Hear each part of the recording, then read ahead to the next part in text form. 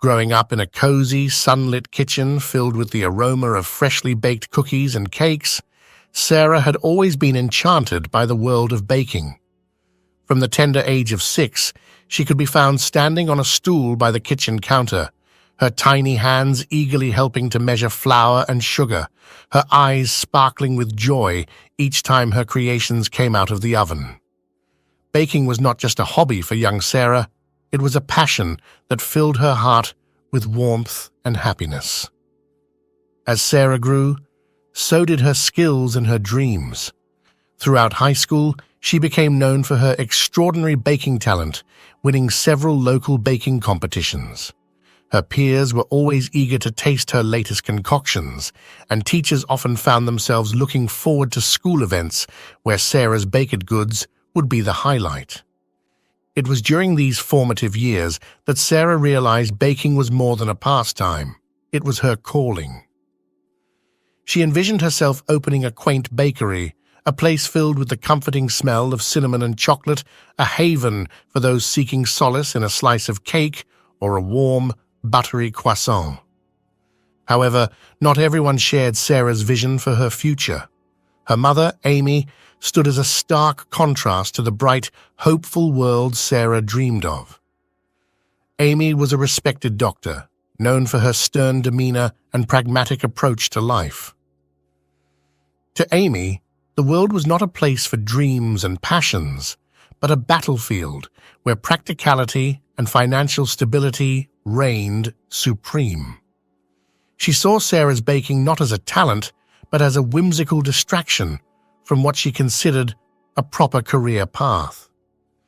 "Sarah, you can't be serious about this baking fantasy," Amy would often say, her voice tinged with a mixture of frustration and disbelief. "You have a brilliant mind. You could be saving lives, making a real difference in the world as a doctor." "But Mom, baking does make a difference. It brings people joy, comfort." "It's what makes me happy," Sarah would respond, her voice a blend of defiance and pleading. Amy would sigh, a heavy, defeated sound. "Happiness won't pay the bills, Sarah. It's time to think about your future seriously. You need a career that will ensure stability and respect, something substantial, not this." The tension between Sarah's dream and her mother's expectations cast a shadow over Sarah's aspirations, leaving her at a crossroads between following her heart and appeasing her mother's wishes. The path ahead was uncertain, and Sarah knew that choosing her passion might mean risking the approval of the one person she longed to make proud. Yet, deep down, the flame of her passion for baking continued to flicker, refusing to be extinguished by doubt or fear. The ongoing disputes between Sarah and her mother, Amy, about Sarah's future grew more intense as time passed. The house, once filled with the comforting aroma of baking, now often echoed with raised voices and the heavy silence that followed their arguments. Amy, steadfast in her belief that a medical career was the only viable path for Sarah, left no stone unturned in her efforts to sway her daughter. She would frequently lament to her friends about Sarah's unrealistic aspirations, painting a picture of a future fraught with uncertainty and hardship if Sarah pursued baking as a career. Feeling cornered and emotionally drained, Sarah found herself grappling with a torrent of guilt and confusion. Amy's relentless persuasion, coupled with the subtle yet persistent nudges from family friends who echoed Amy's sentiments, wore down Sarah's resolve. "You have so much potential, Sarah. Don't waste it on a whim," they would say, their words echoing in Sarah's mind like a relentless drumbeat. Finally, after a particularly heated argument where Amy's disappointment was palpable, Sarah's resistance crumbled. The thought of constantly being at odds with her mother, the person she had always looked up to, was unbearable. With a heavy heart and a sense of resignation, Sarah signed up for medical school. She told herself it was just to get some peace, to silence the nagging voices of doubt and disapproval. but deep down, a part of her wondered if she was betraying her true self. On the day she enrolled, the process felt like a blur.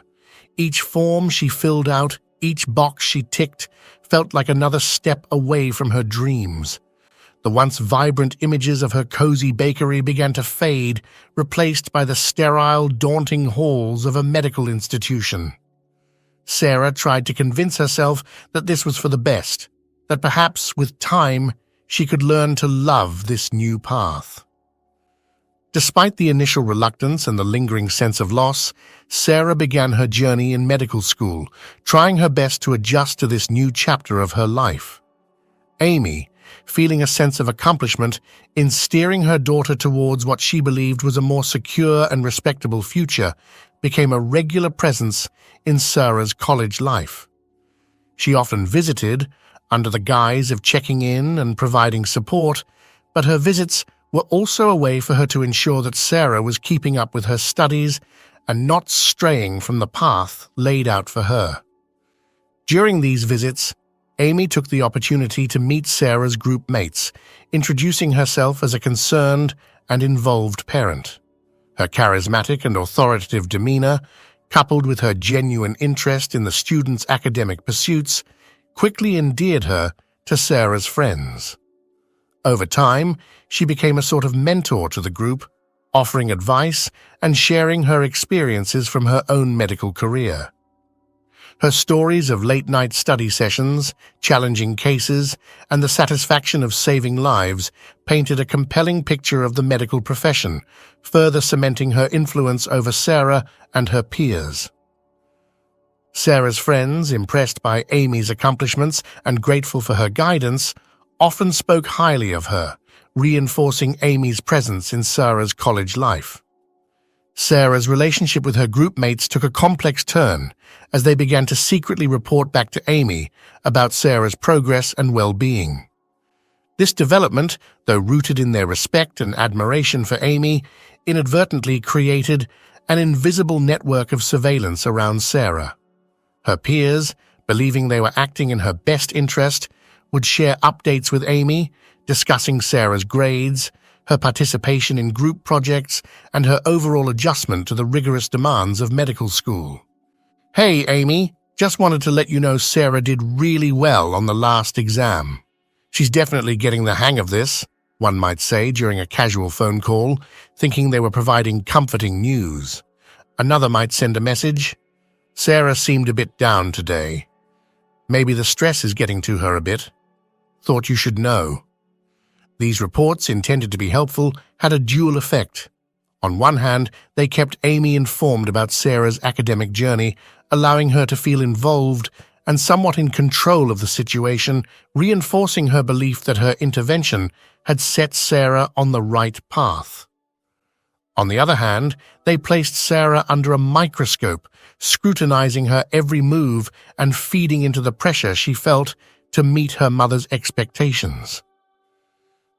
During one of her routine visits to the college, Amy decided to broach a new subject with Sarah. They sat in Sarah's modest, somewhat cluttered student apartment, surrounded by medical textbooks and notes. The conversation, which began with the usual discussions about classes and Sarah's well-being, took an unexpected turn when Amy brought up Mike, one of Sarah's group mates. "Sarah, I've been talking to your friends, and I really think you should spend more time with Mike. He's such a bright and dedicated student," Amy began, her tone casual, yet laced with a hint of intent. Sarah, caught off guard, furrowed her brows slightly.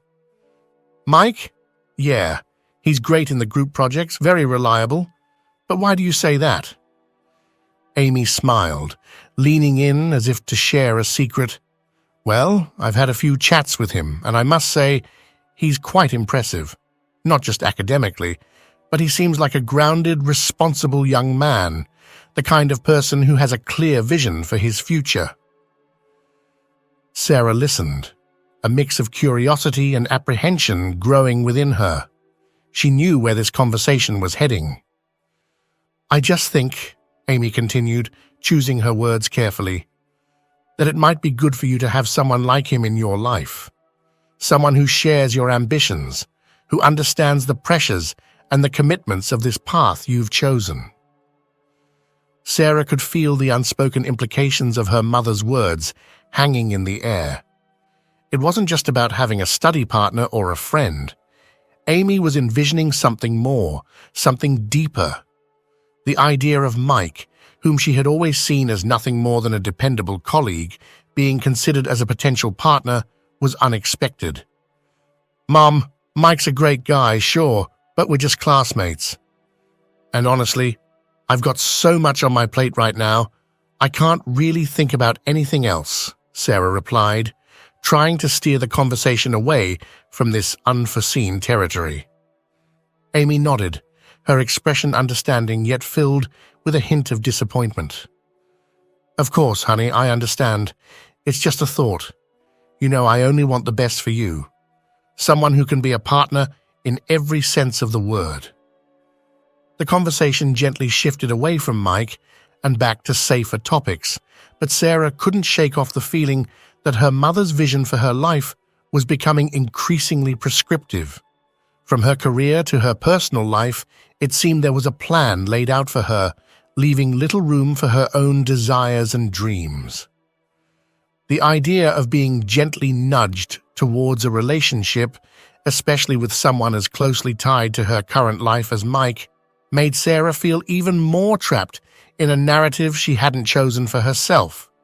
Sarah's apprehensions soon turned into reality as Amy, undeterred by Sarah's initial resistance, began her campaign to nudge Sarah towards Mike with the same tenacity she had used to convince her to pursue medical school.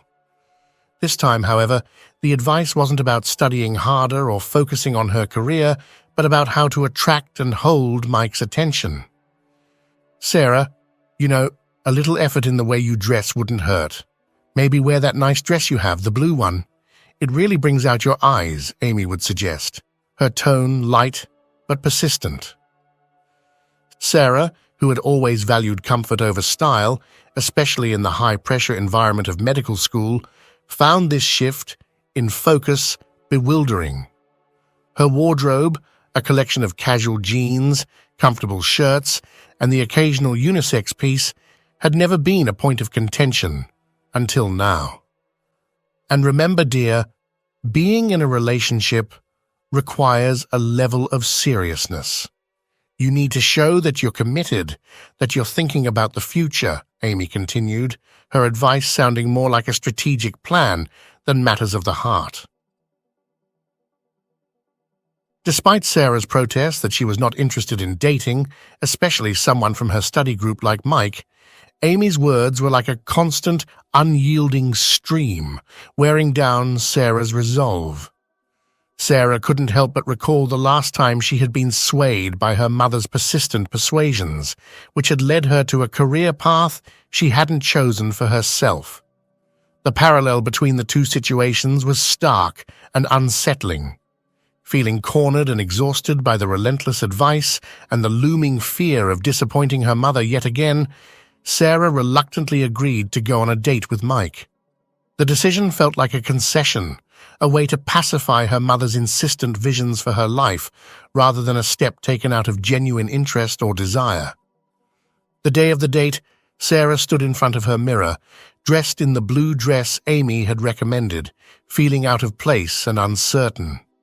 The reflection staring back at her seemed like a stranger, someone playing a role rather than living her own truth. As she left for the date, a sense of resignation hung over her, a silent acknowledgement of the compromises she was making in an attempt to navigate the complex web of expectations and aspirations that defined her relationship with her mother. The aftermath of Sarah's first date with Mike left her feeling more disconnected and disheartened than she had anticipated. Throughout the evening, she had tried to engage, to find common ground beyond their shared academic pursuits, but the spark that one might hope to find on a date was conspicuously absent. The conversation, while pleasant, felt forced and superficial, underscoring the vast gulf between participating in a group project and sharing a romantic connection. Returning home, Sarah's mind was a whirlwind of emotions. Amy's romanticized talks of love and passion felt alien to Sarah's current experience. The concept of love, with its depths and complexities, was something Sarah had never truly explored. Her focus had always been on her personal aspirations and the ongoing struggle to meet her mother's expectations, leaving little room for romantic endeavors. The idea of forcing a connection, especially under the weight of her mother's expectations, felt wrong on a fundamental level. Sarah sat hunched over her desk, the soft glow of the desk lamp casting long shadows across the room. The night outside was cloaked in a veil of mist and drizzle, the kind of weather that usually comforted her, making the world outside match her internal state of mind. The clock ticked past midnight, and Sarah's eyes flitted between the lines of her paper and the rain-speckled window. The words on the screen seemed to blur, blending into an indistinct mass of letters. Despite the fatigue that weighed on her eyelids, a restless energy buzzed beneath her skin, an undercurrent of anxiety that refused to be stilled. Just as she was teetering on the edge of sleep, her phone buzzed, shattering the silence and jolting her back to reality. The screen illuminated the dark room with a harsh light, the word "Mom" flashing ominously. With a sense of foreboding, Sarah reached for the phone, her heart racing. "Hello?" she answered, her voice barely above a whisper. The voice that greeted her was not her mother's. It was a man's, calm and gentle, yet it carried the weight of unwelcome news. "Is this Sarah? Sarah, this is Dr. Evans. I'm calling from the hospital. It's about your mother. Amy." Sarah's grip on the phone tightened, her breath catching in her throat. "What happened? Is she okay?" There was a brief pause, the kind that stretched on for an eternity, filled with unspoken truths. "I'm so sorry, Sarah. Your mother had a heart attack. We did everything we could, but she didn't make it." The words hit Sarah like a physical blow, each one a hammer strike to her heart. The room seemed to spin around her, the familiar contours of her life suddenly alien and unrecognizable. Her mother, the indomitable force that had shaped so much of her existence, was gone. "But I just talked to her yesterday. She was fine," Sarah stammered, the words barely making their way past the lump in her throat. "We're here for you, Sarah. When you're ready, we'll need you to come to the hospital." The call ended, and Sarah sat frozen, the phone still pressed to her ear, the buzz of the dial tone a distant echo. The world outside her window seemed to fade away, the rain a silent witness to the profound shift in her world. In the depths of the night, with the storm raging outside, Sarah faced the stark reality of a future without her mother. The arguments, the disagreements, the unmet expectations all seemed trivial now, washed away in the tide of her grief.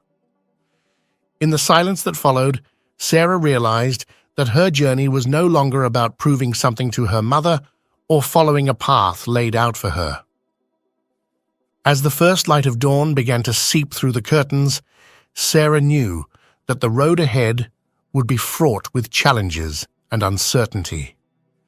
But for the first time, she felt a sense of clarity. In the wake of Amy's sudden passing, Sarah's world crumbled piece by piece, each revelation more shocking than the last. The stability and predictability of her life, already hanging by a thread, disintegrated, leaving her grappling with a reality she could scarcely comprehend. The first blow came with the unexpected truth about Mike. He had always been a constant presence, a seemingly supportive figure. However, the facade crumbled when Sarah discovered the hidden agenda behind his attentiveness. "Sarah, there's something I need to tell you, and I should have been the one to tell you sooner," Mike began, the unease in his voice betraying his usual confidence. "What is it, Mike?" "You're scaring me," Sarah responded, a knot forming in her stomach. It's about the house, and why I've been around so much, he confessed, struggling to meet her gaze.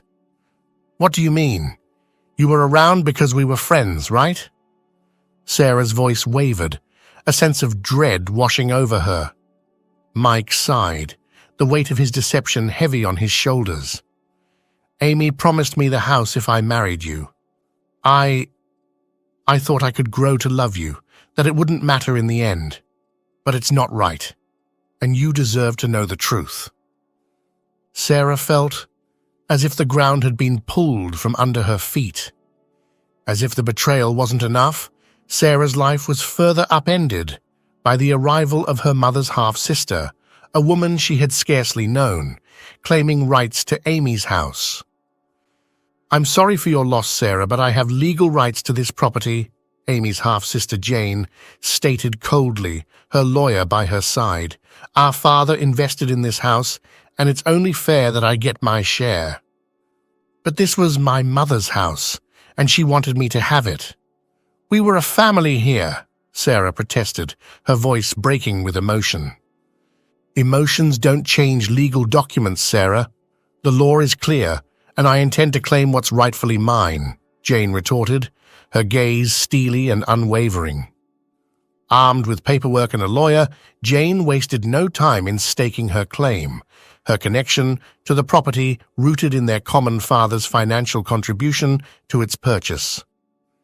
The house, once a symbol of familial stability, became a battleground of inheritance, leaving Sarah not only bereft of her mother, but also of her home. The relationship with Mike, built on shaky ground and now overshadowed by deceit, couldn't withstand the tumult of Amy's passing and the subsequent revelations. Their breakup left Sarah feeling even more isolated. With the loss of her financial support, Sarah's academic struggles came to a head. The facade of maintaining satisfactory grades, a charade she had managed through a combination of cunning and desperation, crumbled. Exposed and unable to meet the demands of her medical program, Sarah found herself ousted, her dreams of appeasing her mother's ambitions, or perhaps finding her own path within them, dashed. Desperate and without options, Sarah turned to her friends, pleading for a place to stay. "Guys, I'm really stuck here. Is there any chance I can crash with one of you for a bit?" Sarah asked, the worry evident in her voice. Her friends exchanged uneasy glances, weighed down by their own set of challenges. "Look, Sarah, you know I'd help if I could, but the dorm rules are strict. They do room checks and everything. I can't risk losing my spot," one friend replied, a mix of apology and helplessness in his tone. "Yeah, and with everything on my plate, I'm barely hanging on as it is. Maybe you can stay for a night or two, but that's all I can do," another added, her voice laced with regret. Sarah nodded, understanding their predicaments, but feeling the sting of rejection. She attempted to fly under the radar, to sneak into the dorms and carve out a semblance of stability. It was a game of cat and mouse, one that ended when security caught her. "Sarah, we've had reports of you staying in the dorms without authorization. This is against the policy, and I'm afraid we have to ban you from the premises," the head of security said firmly, his face void of emotion. "But I don't have anywhere else to go. Can't you make an exception?" Sarah pleaded, desperation creeping into her voice. "I'm sorry, but rules are rules. We have to ensure the safety and security of all our residents," he replied, unmoved by her plea. And just like that, the ban from the dorms added another layer to Sarah's growing list of lost places of refuge. After the fallout, she had managed to find a semblance of stability, working at a local fast food restaurant. It was far from the future she had once envisioned, but it provided a routine and a means to survive. Each day was a repetition of the last, taking orders, serving customers, and cleaning up at closing time. It was mundane, yet it offered a distraction from the chaos that had become her life.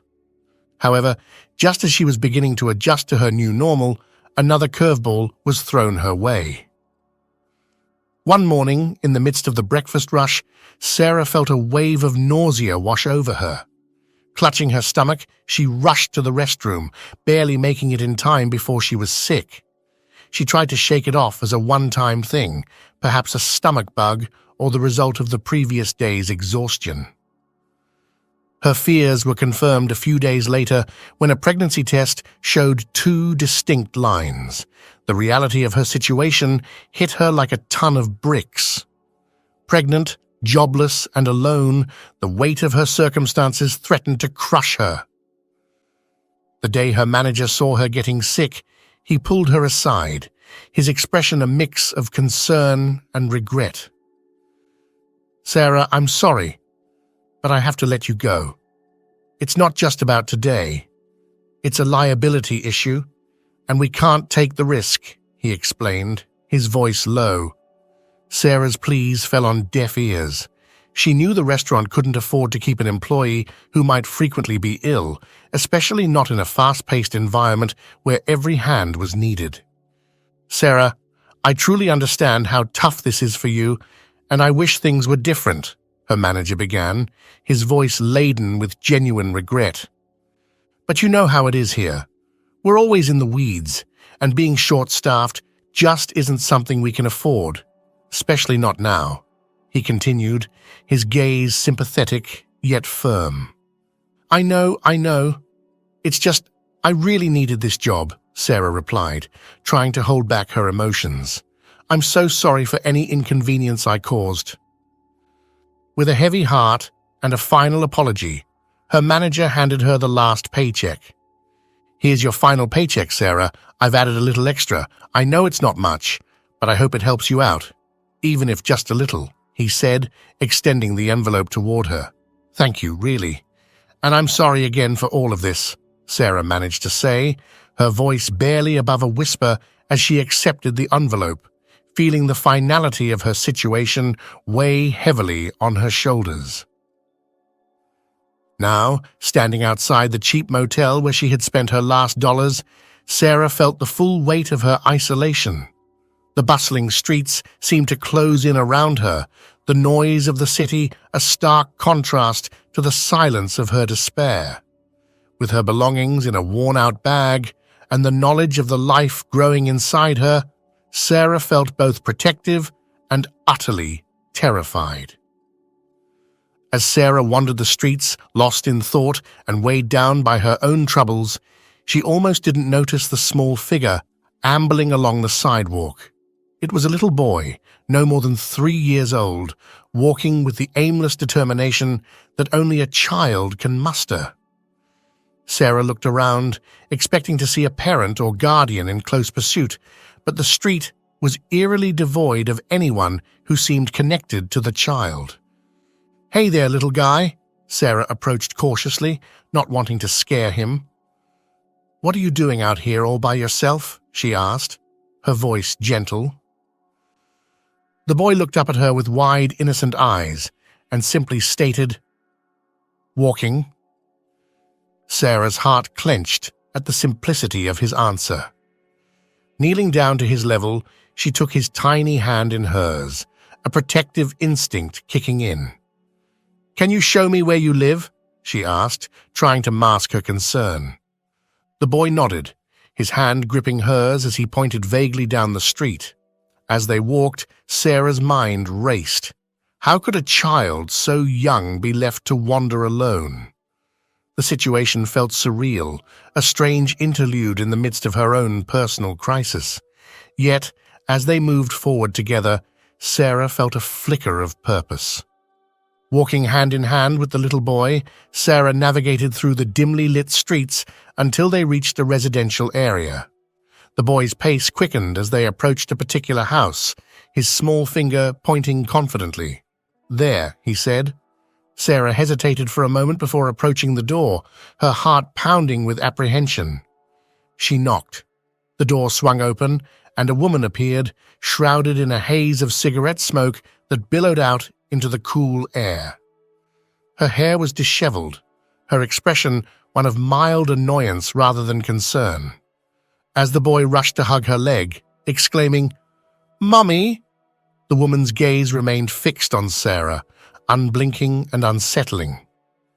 After a moment that felt like an eternity, she finally spoke, her voice tinged with indifference. "Yeah? What do you want?" Sarah stood there, dumbfounded by the woman's nonchalance. The situation, which had seemed so urgent and fraught with worry, was met with a casual dismissal that left Sarah reeling. "What do you mean? Your child was out there in the middle of the street all on his own." She couldn't help but let out a nervous, almost hysterical laugh, shocked by the mother's indifferent demeanor. The woman's attention shifted to her son, her tone casual, as if discussing something as mundane as the weather. "Were you really?" she asked, to which the boy, oblivious to the gravity of the situation, nodded enthusiastically, a bright smile on his face. "Yes." With a dismissive wave, the woman instructed her son, "Didn't I tell you to stay inside? Go watch your cartoons." The boy, unbothered by the scolding, scampered off, leaving Sarah and the woman alone. The woman faced Sarah again, her expression unchanged, repeating her earlier question with a hint of impatience. "So, what do you want?" Sarah, taken aback by the lack of concern and responsibility, felt a surge of frustration and disbelief. Sarah's mind was full of questions about the safety and well-being of the child. Just as Sarah was about to walk away, her thoughts swirling with concern for the boy, a car rolled up to the curb. A man stepped out, his presence commanding as he approached the doorstep where Sarah stood. He offered a brief nod in Sarah's direction before his gaze settled on the woman at the door with a quiet, stern intensity. "Noah, let's go, kid," he called out, his voice firm. The sound of his name had the boy darting out from the house, a bright smile spreading across his face as he latched onto the man's leg in a tight hug. Without further ado, the man took Noah's hand and started leading him towards the car. Sarah, driven by a mix of confusion and a deep-seated worry for Noah, couldn't hold back. She stepped closer to the man, her voice laced with concern. "Excuse me, but what's going on here? Where are you taking him?" Her questions were genuine, spurred by a fear of what might lie ahead for the child. The man paused, his eyes narrowing as he misjudged Sarah's intentions, seeing her through a lens tainted by past experiences. "That's none of your business," he shot back, clearly mistaking her for an associate of the boy's mother, perhaps one of many he presumed to have contributed to the chaos surrounding Noah's life. Sarah, taken aback by the man's hostility but undeterred in her concern for Noah, made a bold decision. She reached out, taking the boy's other hand, her resolve hardening. "I'm not going anywhere until I know this child is safe. I'll call the police if I have to," she stated, her voice steady despite the tumult of emotions churning within her. The situation had escalated far beyond what she had anticipated when she first noticed Noah wandering alone, but she was prepared to stand her ground for his well-being. Sensing the tension and Sarah's unwavering stance, the man took a moment to reassess the situation. His initial defensiveness faded as he realized his harsh reaction might have been misplaced. With a sigh, he loosened his grip on Noah's hand and turned to Sarah with a more open demeanor. "Look, I'm sorry for snapping at you," he began, his voice softer now. "I'm just here to pick up Noah. His time with his mom for the week is over, and it's my turn to have him." Seeing the shift in his attitude, Sarah relaxed slightly, though her concern for Noah remained. The man studied her for a moment, his curiosity piqued. "Who are you, anyway?" he asked, genuinely wanting to understand the stranger who had taken such an interest in his son. Sarah took a deep breath, her mind still reeling from the day's unexpected events. "I'm nobody, really. I was just walking by when I noticed Noah, all alone on the street. It worried me," she explained, her voice tinged with the residual worry of finding a child unattended. The man's eyes widened slightly at the revelation. "You don't know his mom? You just found him and brought him back here?" he inquired, piecing together the sequence of events that had led to this unforeseen encounter. Sarah nodded, confirming his understanding. "Yes, exactly. He pointed out this house when I asked him where he lived. I had no idea who I'd find here," she said, hoping her actions would now make more sense to the man. Kevin listened intently to Sarah's recounting of how she found Noah. After she finished, he pulled out his phone, asking for her contact information. "Just in case," he said, introducing himself as Kevin in the process. As they were about to part ways, Kevin offered her a ride. "Thanks. I don't really have anywhere to go anyways," she admitted. Kevin's brow furrowed, concern evident in his voice. "What do you mean by that?" He probed gently.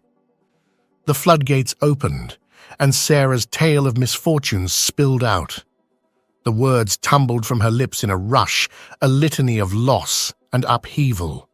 She spoke of her expulsion from college, the death of her mother, the end of her relationship, and her dire financial straits. Then, after a brief pause, she revealed the most vulnerable part of her predicament. "And I'm pregnant." Kevin's reaction was unexpected. There was a moment of silence, a brief interlude filled with empathy and understanding. Then, reaching into his wallet, he handed her a wad of cash, more than a mere gesture of goodwill. "There's a decent hotel nearby. You should get yourself a room there, at least for now," he suggested, his tone firm yet kind. Sarah was taken aback, her eyes widening in surprise. In a day filled with uncertainties and the kindness of a stranger, this act of generosity was a glimmer of hope, a reminder that even in her darkest hour, there were still flickers of light and humanity. Grateful for Kevin's unexpected kindness, Sarah managed a heartfelt "thank you" as he and Noah prepared to leave. With the money he had given her, she followed his advice and checked into a hotel nearby, a welcome change from the uncertainty of the streets. The comfort of a warm shower and a safe place to rest was a luxury she hadn't realized she'd been craving until that moment. The following day brought another surprise. Kevin called, asking her to meet him in the hotel lobby. With a mix of curiosity and apprehension, Sarah made her way down, finding Kevin seated in one of the plush chairs, looking somewhat out of place in the elegant surroundings. As she approached, Kevin stood up, his expression earnest. "I wanted to apologize for how I reacted yesterday," he began, his voice tinged with regret. "I was worried sick about Noah, and I didn't know who you were. I thought you might have been one of Laura's friends," he explained, referring to his ex-wife. The sincerity in his apology and the clear concern he had for his son painted a picture of a man caught in the complexities of co-parenting and the aftermath of a difficult relationship. As they sat in the quiet of the hotel lobby, Kevin began to open up about his past. "Laura and I met at this private party my company's partners threw. It was one of those fancy, over-the-top events," he started, a faint smile playing on his lips at the memory. "We hit it off pretty quickly, and things moved fast from there. Before I knew it, we were married, and then Noah came along." He paused, his expression clouding over as he reached the turning point of his tale. For a while, everything seemed perfect, like something out of a storybook. But then, one day, everything changed. Kevin's voice dropped to almost a whisper, the pain of the memory evident. "I found Laura at my best friend's house under circumstances I just couldn't overlook.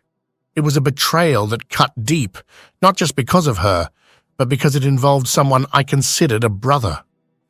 Kevin's unexpected visit to Hank's house started off as an innocuous surprise. With the casual familiarity of long-standing friends, Kevin knocked on the door, ready to catch up over an impromptu morning visit. When Hank opened the door, his surprise was evident, his wide eyes betraying a hint of panic under his casual demeanor. "What brings you here so early?" Hank managed to ask, his voice strained under the weight of hidden truths. Kevin, ever the joker, brushed off the awkwardness with a laugh. "Since when do I need an invitation to drop by, man?" "Come on, let me in," he said, his tone light and teasing. Hank's hesitance, however, was palpable. Clad in nothing but a bathrobe, he fumbled for excuses, claiming he needed time to get dressed and mentioning a special someone he had brought home. Kevin, taking the hint, but still unaware of the depth of the betrayal awaiting him, agreed to wait outside, chuckling at the thought of his friend's embarrassment. But as he stood there, a nagging sense of unease began to take hold. It was then that he noticed a familiar jacket in the hallway, one he recognized all too well, the expensive custom order he had made for Laura. The pieces of the puzzle began to fall into place, each realization hitting him harder than the last. Driven by a need to know the truth, Kevin quietly made his way to the garage. The sliver of light through the crack in the door revealed the unmistakable sight of Laura's car, confirming his worst fears. In that moment, the world as Kevin knew it crumbled. The trust and camaraderie he shared with Hank, the love he thought he had with Laura, all shattered by the undeniable evidence of their betrayal. Collapsed on the steps, Kevin was engulfed by a storm of memories, each one intertwining the lives of the three of them, himself, Laura, and Hank. These memories, once treasures of camaraderie and love, now twisted into harbingers of betrayal. He pondered the countless moments they had shared, the laughter, the support, the bond that he thought was unbreakable. Unable to bear it anymore, Kevin stormed into the house. Hank was banging on the bathroom door. "Hank, aren't you going to introduce me to your girlfriend?" Kevin's voice was flat, devoid of the humor that typically laced their conversations. Hank, still unaware of Kevin's discovery, attempted to brush off the question with a dismissive joke about the mystery woman's shyness. But Kevin persisted, his tone tinged with a cold edge. "When did you become so sly, Hank?" "You know me, Kevin. Always been this way, right?" He chuckled, trying to deflect. Kevin nodded, a hollow gesture of agreement. "Right," he echoed, the words heavy with the weight of his newfound realization. "But it turns out I don't know you at all."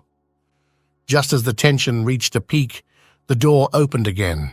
Laura emerged, clad in a bathrobe, her hair damp and wrapped in a towel, oblivious to the silent storm raging between the two men. As Kevin saw her, his voice was heavy with irony. "Here comes my pretty wife." Laura's immediate reaction was one of shock, her composure crumbling as she laid eyes on Kevin. "What are you doing here?" she exclaimed, her tone accusatory, as though Kevin was the one out of place. "Are you spying on me, Kevin?" she demanded, the realization of her predicament dawning on her. "Why did you do this, Kevin?" Her questions, meant to deflect blame, fell on deaf ears. Kevin was reeling, the betrayal slicing through the love he had for her, leaving a gaping wound in its wake. Laura's tactics shifted from accusations to excuses, a desperate attempt to rationalize her actions. She claimed illness, neglect, and confusion, but her words were like whispers in a storm, unable to quell the turmoil raging within Kevin. Then came the apologies, Laura's desperation tangible as she knelt, pleading for forgiveness not for her sake, but for Noah's. But her pleas were overshadowed by the deafening silence of betrayal. Kevin's gaze turned to Hank, who sat defeated, his face buried in his hands. "How long?" Kevin's question was more an echo of his heartbreak than a demand for answers. He knew, deep down, that their betrayal wasn't a fleeting mistake. It was a breach of trust, rooted in the very beginning of Kevin and Laura's relationship, facilitated by Hank himself. Kevin and Hank's friendship traced back to their college days, filled with dreams and aspirations. When Kevin's venture, a tech startup, began to flourish, it was only natural for him to bring Hank on board. Hank, with his background in marketing and sales, seemed like the perfect fit to be Kevin's right-hand man, helping to navigate the company through the burgeoning market. But beneath the surface of their professional camaraderie, a vein of envy pulsed within Hank. Hank had always harbored a silent jealousy towards Kevin, envying not just the success of the business, but the ease with which Kevin seemed to navigate life's challenges. Kevin, with his charismatic leadership and visionary ideas, had a Midas touch, turning ambitious projects into successful ventures, garnering respect and admiration in their circle. Meanwhile, Hank, despite his contributions, felt overshadowed, his efforts always a step behind Kevin's gleaming achievements. Kevin, oblivious to Hank's growing resentment, continued to value and trust him as a confident and key player in the business. Sarah listened intently as Kevin shared the heart-wrenching details of his past, her expression a mixture of sadness and empathy. When Kevin spoke of the divorce and its aftermath, how it had devastated Laura, leading her down a path of unchecked substance abuse, Sarah could only nod, remembering the state in which she'd found Laura's home. "You already saw that," Kevin remarked, a hint of bitterness in his voice, referencing the disarray and neglect Sarah had witnessed firsthand. As Kevin delved into the custody battle for Noah, he mentioned something that took Sarah by surprise. "Sarah, you could really help me here," he said, his voice laced with a mix of hope and desperation. "You've seen how Noah's been neglected by his mother. Your testimony could make a difference in court. Help me get full custody of my son." Sarah, taken aback by the gravity of what Kevin was asking, looked into his eyes, seeing not just a man wronged, but a father fiercely protective of his child. The idea of stepping into a courtroom, of being involved in such a personal and painful dispute, was daunting.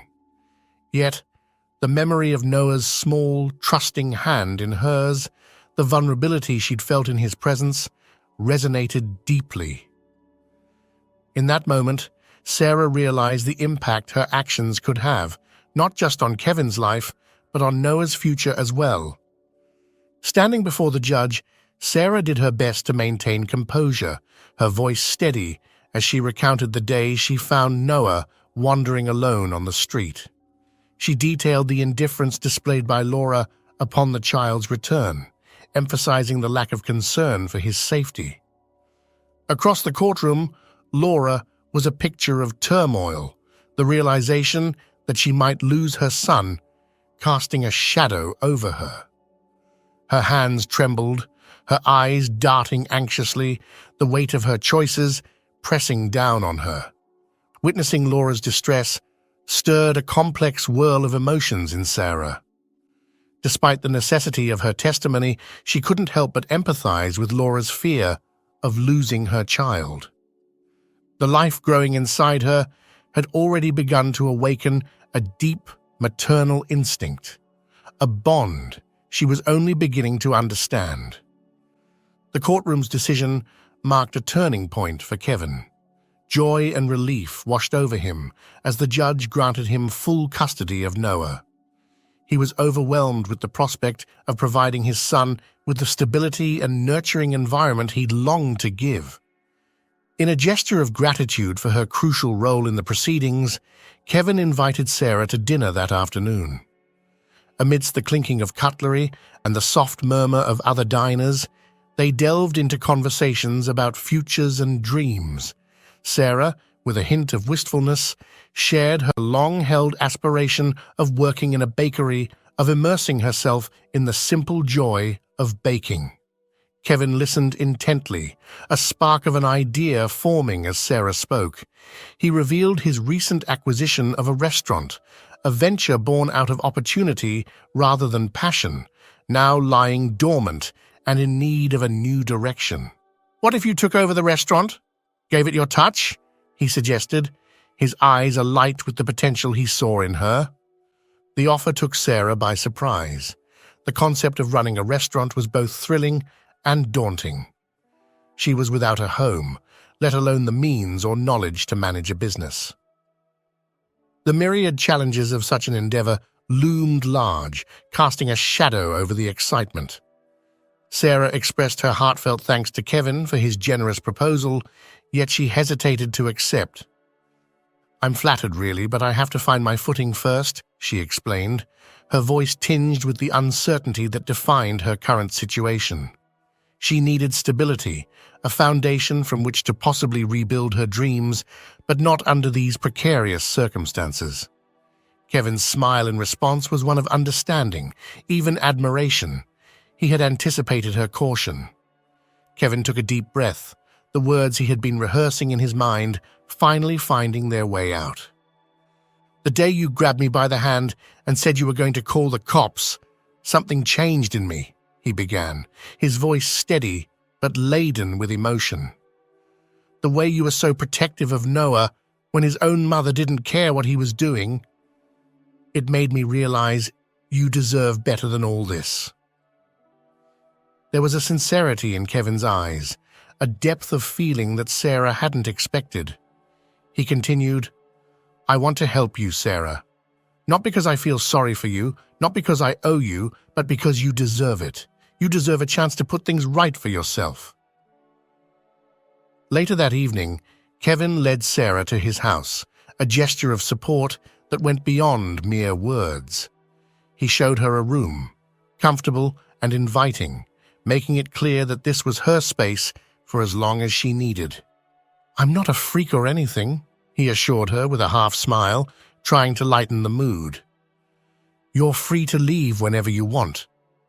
I just want to make sure you're on solid ground before you make your next move."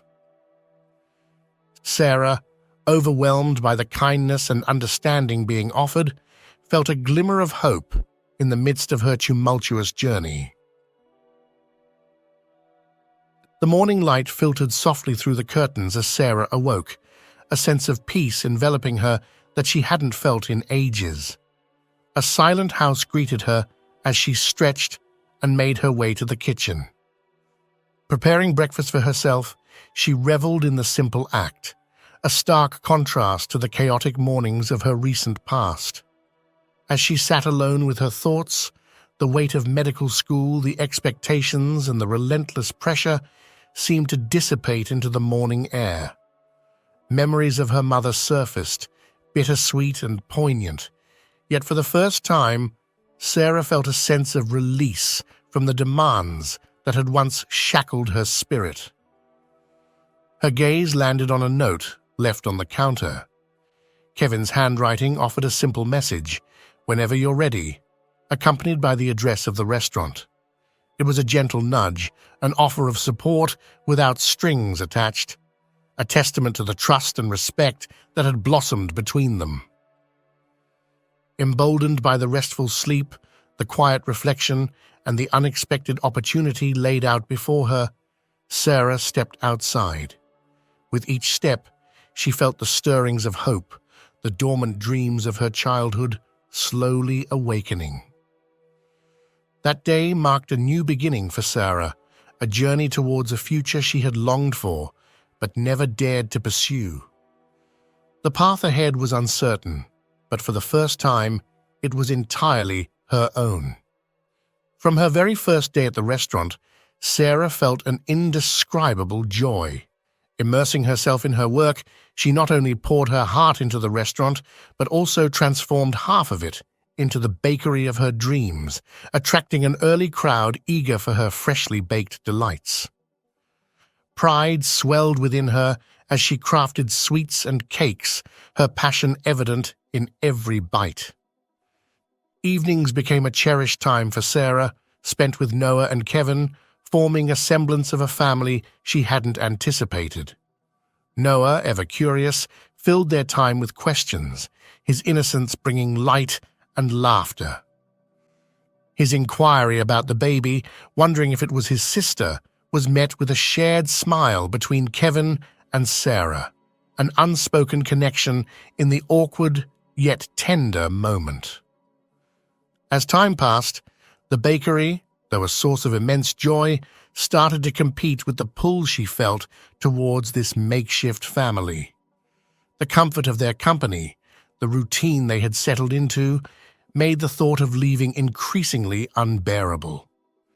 The realization dawned on her, a shadow over her happiness, that this arrangement couldn't last forever. 5 months into her successful venture, Sarah broached the topic with Kevin, suggesting it was time for her to earn an official salary and find her own place, uncomfortable with the thought of imposing any longer. Kevin's reaction was one of silent surprise, a pang of unexpected sorrow at her words. He had grown accustomed to her presence, her absence an unwelcome thought he hadn't dared to entertain. As Sarah began to pack, Kevin found himself at her doorway, a silent figure wrestling with emotions he had yet to fully acknowledge. "What?" Sarah's voice broke the silence, a mix of confusion and a silent plea for an answer. The air between them was charged with unsaid words, a mutual reluctance to cause pain or discomfort. Yet, beneath that, was a deeper reluctance to part ways. Kevin, gathering his courage, broke the silence with a confession, "Sarah, I don't want you to leave." Sarah's response was a mirror of his own heart's desire. "I don't want to leave either." In that moment, as Kevin closed the distance between them, their first kiss sealed a new chapter, a tacit acknowledgement of the bond that had quietly formed, binding their lives together in a way neither had anticipated. Just a week after Kevin's heartfelt proposal, he and Sarah exchanged vows in an intimate ceremony, surrounded by those closest to them. It was a simple affair, filled with warmth and genuine happiness, eschewing grandeur for the comfort of shared joy and love. In the months that followed, their family grew with the arrival of baby Ava. Kevin was a pillar of support, ensuring Sarah and Ava had everything they needed. Sarah, embracing motherhood with an open heart, found a joy she hadn't known was possible. Noah, too, adapted to his role as a big brother with an endearing sweetness, fully embracing Ava as his sister. As the holiday season approached, their home was filled with the warmth of family preparations, a sense of completeness that Sarah cherished deeply.